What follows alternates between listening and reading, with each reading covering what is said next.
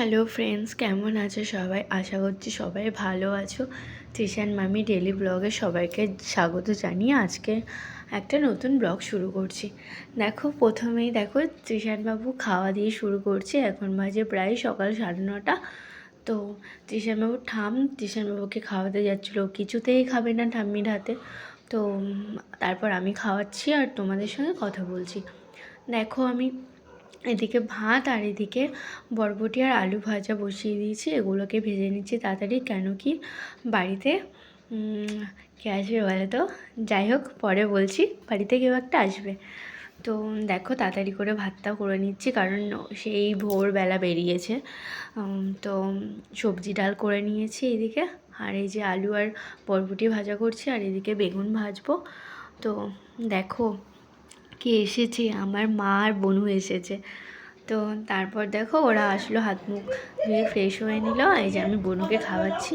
আমার নিজের বোন আমার থেকে 20 বছরের ছোট।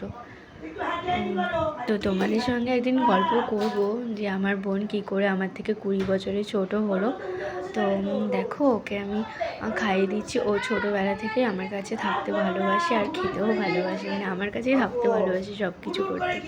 তো ওকে দেখো আমি খাইয়ে দিচ্ছি। ওতেও ভীষণ খুশি, দিদি খাইয়ে দিচ্ছে ওকে। আমি খাওয়াতে পারি না, তৃষান যবে থেকে হয়েছে। তো আমি খাওয়াচ্ছি, ও খুব খুশি হয়েছে, তাড়াতাড়ি করে খাইয়ে দিলাম। তারপরে ভিডিওটা কন্টিনিউ করতে পারিনি। তারপর দেখো সন্ধ্যাবেলায় বরের আবদারে পনির রান্না করছি। তো আজকে তো স্যাটারডে, জানোই সবাই, শনিবার। তো রবিবার বাড়িতে পুজো হবে। তো এমনি শনিবার নিরামিষ খাই, তারপরে আবার পুজো, সের জন্য নিরামিষ হবে।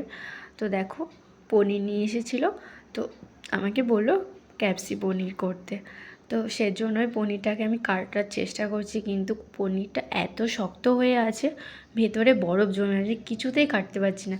শরীরের সর্বস্ব জোর লাগিয়ে তাও পনিরটাকে আমি কিছুতেই কাটতে পারছি না। তারপর দেখো, ফাইনালি আমি পনিরটাকে জলে ভিজিয়ে একটু নরম করে তারপর অনেক কষ্ট করে কাটছিলাম। তো এইদিকে কাটছি আর মায়ের সঙ্গে কথা বলছিলাম। তো দেখো, ফাইনালি আমি পনিরটা কাটতে পেরেছি। তো আজকে ক্যাপসি পনির রান্না হবে। তো ভাবছি আমি কিভাবে ক্যাপসি পনির রান্না করি তোমাদেরকে জানাবো, আর বলবো আর কি। তো আমি জানি আমি বেশি ভালো রান্না করতে পারি না, তো যতটুকু পারি, যতটুকু শিখেছি, ততটুকুই তোমাদের সঙ্গে করব। তো দেখো, সবাই জানোই পনিরটাকে হালকা করে ভেজে নিতে হয়, তো ভেজে নিয়েছি। তারপর হচ্ছে একটু মাখন আর একটু সাদা তেল দিয়ে আদা আর কাঁচা লঙ্কা বাটাটা দিয়ে দিয়েছিলাম।